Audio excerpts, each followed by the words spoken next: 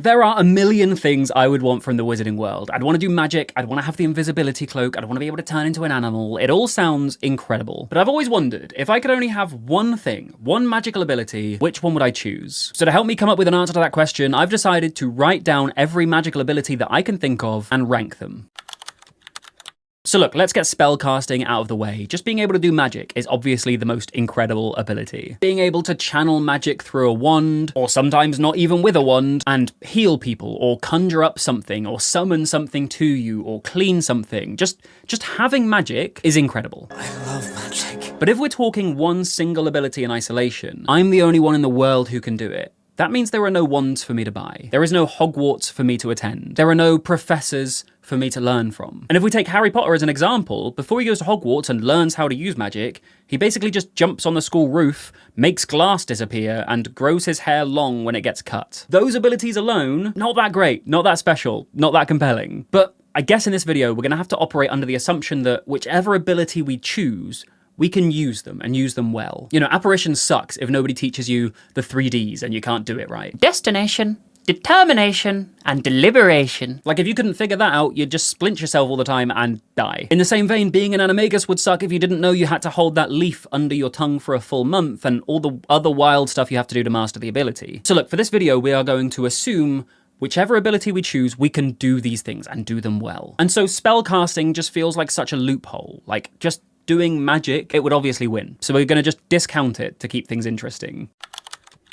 Look, I get the appeal of potion brewing, okay? Like there's something undeniably cool about being able to whip up a Veritaserum or brew some Felix Felicis when you need a bit of luck. Or, let's be honest, the one we're all thinking about, spending a month carefully preparing polyjuice potions you can transform into literally anyone you want. I say it's the one we're all thinking of. I actually think liquid luck sounds better. But here's the thing about it all, and it's a big thing. Potion brewing is absolutely mental from a practical standpoint. First off, the ingredients. Have you seen what goes into some of these potions? Lacewing flies, leeches, powdered bicorn horn, shredded boomslang skin. Like where am I gonna get boomslang skin from in my day-to-day life? They don't sell it at Tesco. It's not available on Amazon, believe me, I have looked. Am I supposed to rock up to my local pet shop and ask if they've got some spare snake skin lying around? Oh, and while you're at it, do you have any unicorn hair lying around? Asking for a friend. The sourcing alone would be a nightmare. And then there's the time commitment. Polyjuice potion takes a full month to brew. Felix Felicis takes 6. 6 whole months. What if I go on holiday? What if I get sick? What if I just forget? Oh, I forgot to change to stirring clockwise instead of anti-clockwise. There goes a month's worth of incredibly expensive and impossible to find ingredients. And can we talk about the setup for a minute, please? I'm supposed to have a cauldron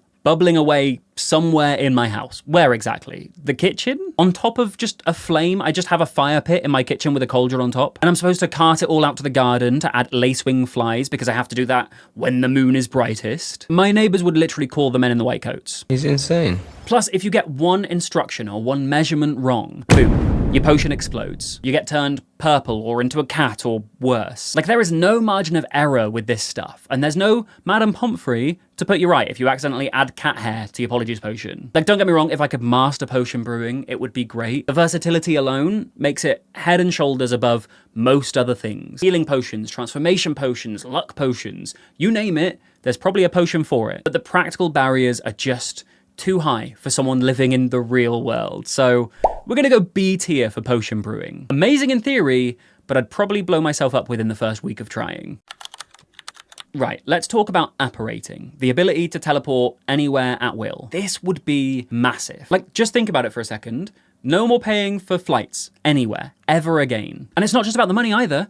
There's no more being cramped in economy for 11 hours at a time, watching the same movies on repeat. Usually Harry Potter or Lord of the Rings. No more red eyes with a baby screaming and crying behind you the entire way. Forget flights. No more being late because of traffic. You could literally just disappear from your living room and appear wherever you needed to be. Meeting at 9 AM on the other side of town? No problem. You can shower, brush your teeth, get changed, and just apparate immediately to the office bathroom. Though, it might make for a weird question if you accidentally apparate into a stall that's already in use. But here's the thing, if I could apparate, I would just be on holiday all the time. Like, why would I ever stay home? Monday morning in the Lake District, Tuesday afternoon on a beach in Thailand, Wednesday evening watching the sunset in Santorini, which actually presents another problem that magic can't solve. Staying connected while you're globe-trotting. And speaking of being abroad and needing phone data, this video is sponsored by Aerolo, and honestly, if I could apparate to different countries every day, This would be exactly what I'd need. Look, I don't know about you, but I have been stung by roaming charges before. You know how it goes. You go on a holiday, you forget to turn off your data, and suddenly you come home to a phone bill that's more expensive than the actual trip. Airalo solves this completely. They're the world's first eSIM store, which means you can download their eSIMs, which cover over 200 countries and regions before you even travel. So whether I'm apparating to Japan for breakfast or popping to Iceland for lunch, I would be connected the second I land. And the best part, it's all digital, so no more frantically searching for SIM card vendors in the airport, no more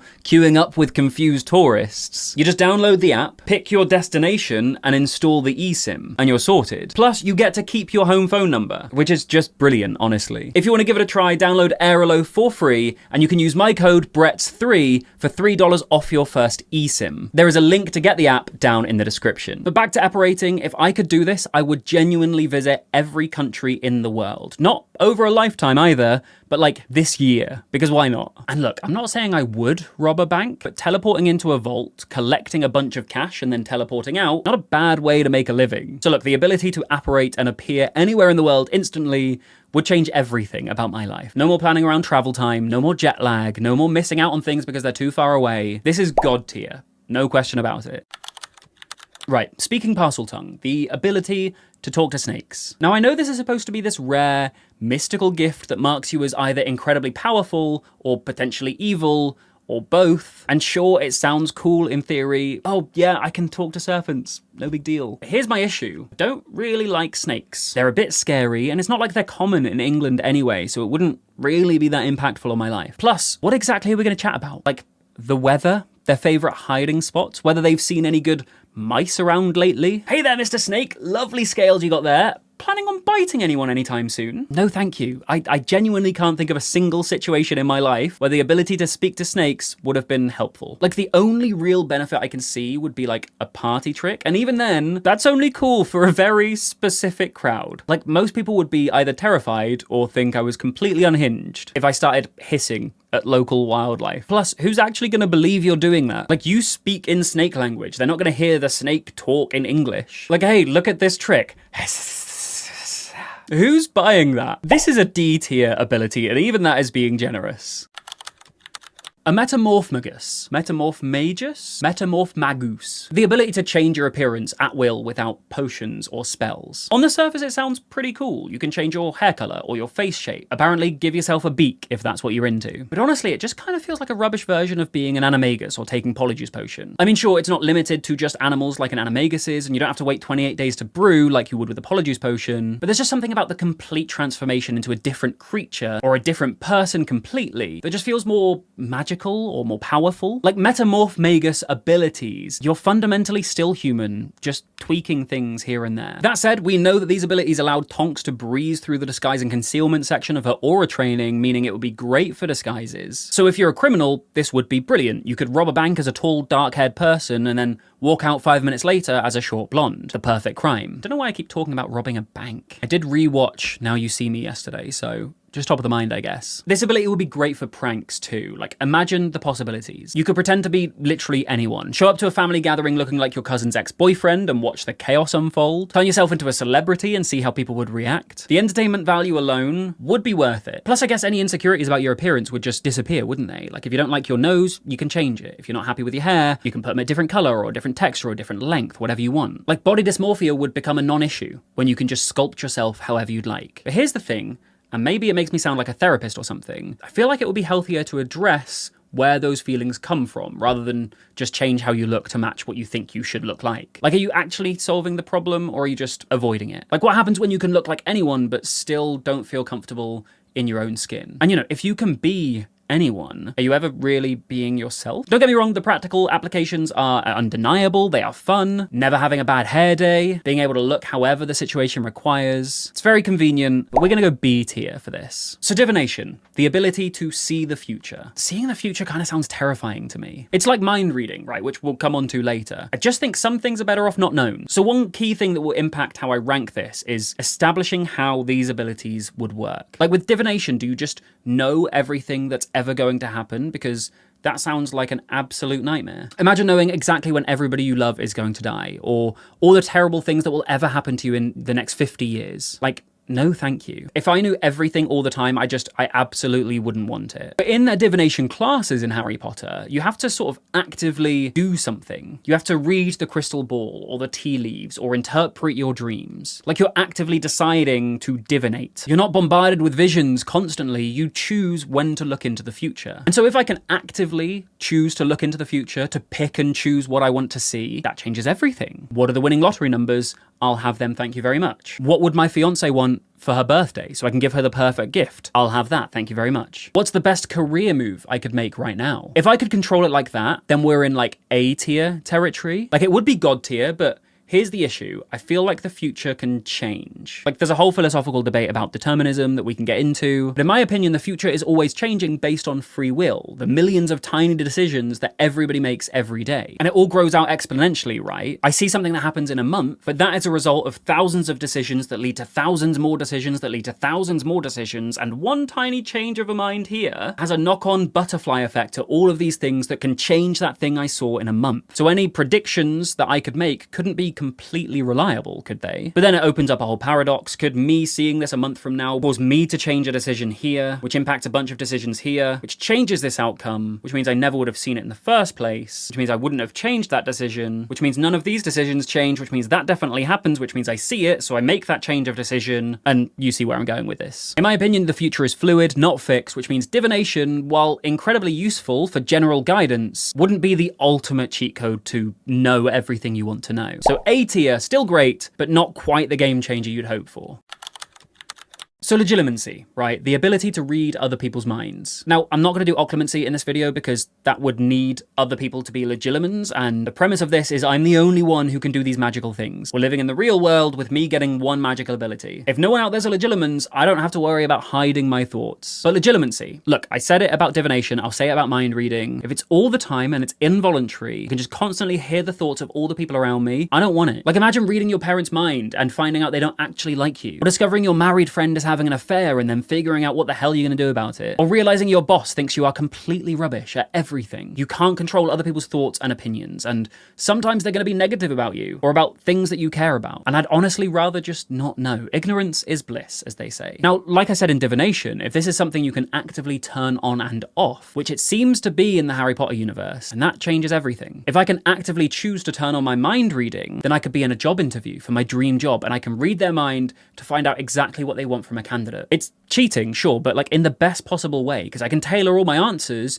to perfectly fit what they're looking for. If I'm out playing football, I can read the opposing players' minds to see exactly what they're gonna do next, which gives me a hell of an edge. I'd know every pass, every tackle, every move before they make it. But there is a downside, and it's a big one. Imagine a moment of weakness and insecurity, and you decide to read the mind of a friend or a loved one. Isn't that such an invasion of privacy? Like if my friend or my fiance seemed off with me and they weren't feeling like they wanted to communicate that to me yet, I would find it really hard sometimes. If I had this ability to respect their wishes and wait for them to tell me in their own way, in their own time. Like the temptation would always be there, you know, just a quick peek to see what's wrong. You know, I just want to make sure they're okay. But that's not my decision to make, is it? People have the right to their private thoughts, to choose what and when they communicate. And what if I accidentally read somebody's mind and found out something I didn't want to know? What if I discover someone's planning a surprise party for me? Or something worse, something that would genuinely hurt? I just think this would change the power dynamic of every situation, every conversation, every relationship. It would fundamentally change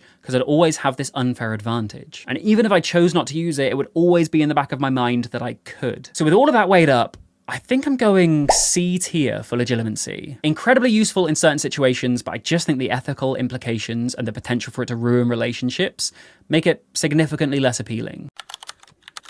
So there are two kinds of flight in Harry Potter. The kind of flight you do on a broomstick, and the kind of flight that Voldemort and Snape can do, presumably because of dark magic. Let's start with broomstick flight. They don't look comfortable, do they? Like you're essentially sitting on a stick, flying hundreds of feet in the air, at high speeds, with no back support, no safety harness, nothing to protect you if you fall off. And you're telling me that's supposed to be enjoyable? Plus, it gets cold up high, and on a broom, you are not protected from the wind or the weather at all. Imagine trying to fly in the rain. You'd get soaked, my glasses would be ruined, I wouldn't have a clue where I was going. Or flying in the winter when it's freezing cold and windy, your hands would be numb, your face would be stinging. It just sounds awful. And here's something I never see anyone talking about. You know, on planes when you have to pop your ears all the time because the altitude change. Imagine being out in the open air on a broom, constantly going up and down and having to pop your ears. Like, that sounds awful. I just think the whole thing sounds terrifying, uncomfortable. It's a big no from me. And the other type of flying in Harry Potter is much more rare, but I'm not sure it's that much better. Flying just on your own like Snape and Voldemort do. And look, I always have a bee in my bonnet when it comes to flying, just as an ability that your body can do. Like when people talk about superpowers you'd want, I never want to fly, because flying will 100% just be exercise for your body. It would be like running,